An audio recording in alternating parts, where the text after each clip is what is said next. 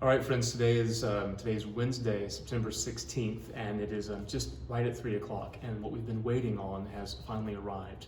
The two wings of the triptych arrived about 25 minutes ago, and it took a while to get it undone, and we've unrolled them, and they are magnificent. So come in, let me show you what we've got. These are the two panels, the left and right side panels of the triptych. And we've unrolled them and placed them here in this room so you can get an idea of the scale of it. And it's really breathtaking. Now we're able to see the detail for the first time. These are 7 feet tall. These figures are nearly life-size. And we have the Annunciation on the left and the Presentation on the right. And let me just show you some of the details.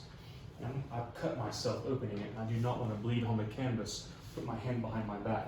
A couple of things I want to just show you. First of all, this is the Archangel Gabriel speaking to the Virgin Mary, and this is a beautiful copy of a Roger van der Weyden work of art from the St. Columba triptych. In fact, both the Annunciation and the Presentation are copies of that. But look at the details. We have Gabriel holding the scepter. We have the lily for purity of the Virgin Mary. Peacock in the background is a sign of immortality. And then Our Lady is praying her devotions. And then look on the prie-dieu as she's praying, and you see very clearly Adam and Eve and the tree. So Mary is the new Eve. So we have the reversal of the fall, and now we have the prophecy that was given to us in Genesis chapter 3. That from the woman's seed, she shall strike his head. Now we have this reversal of rebellion and brokenness and sin into the world coming together at this moment as she now is the God-bearer, the Theotokos. And we see the halo coming from her as she says with her hand open, "Be it done to me according to thy word." And Archangel Gabriel is almost genuflecting. Hail Mary, full of grace, the Lord is with thee.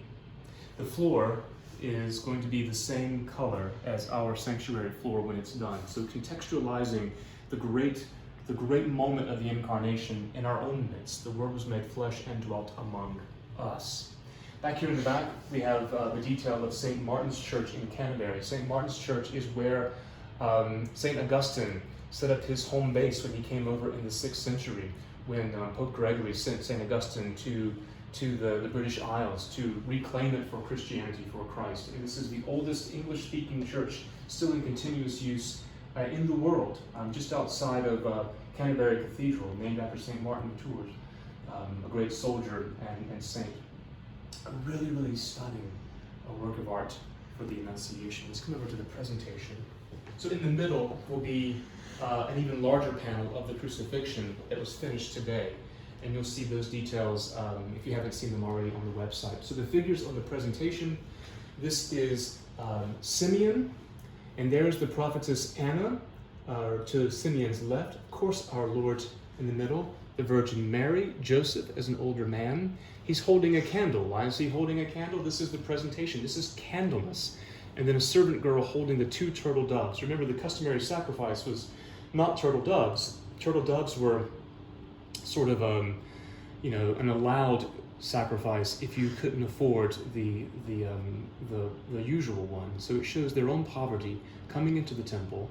Simeon sees the consolation that he's been waiting for, the light to enlighten the nations, and you see the light coming from our Lord, the halo from his head, and also the light coming from the head of the Virgin Mary. Again, the floor is the same. So the same contextualization going on of our sanctuary floor to this temple, making the strong case that the temple that our Lord was presented in, he is now the temple. And so that temple is now made manifest in our own structure. Another wonderful detail over here is the church in the background. You should recognize it if you're from Winston-Salem. This is St. Paul's Episcopal Church, from which St. Timothy's was formed in 1950. So of the 2 triptychs, on the left and the right, there is something of our story. The beginning, really, of English Christianity with St. Martin's Church on the far left, St. Paul's Episcopal Church is our own personal story as a parish. And then in the middle, in the center panel, will be even more details in the landscape of Winston-Salem. Both the old Reynolds building, now the Cardinal Kempton Hotel, and buildings from Old Salem will be there. So just,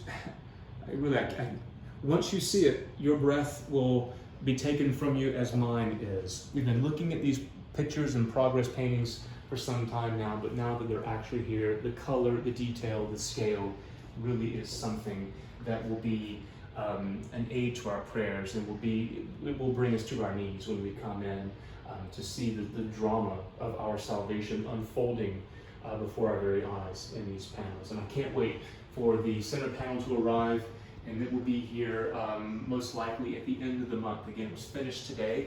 It will be as tall as this, but much, much wider, and there'll be many figures in the grouping around Jesus Christ. So I'm talking a mile a minute because I'm beyond excited, and I'm going to keep looking at these details and keep taking pictures. And I look forward to sharing more with you as those wonderful details emerge.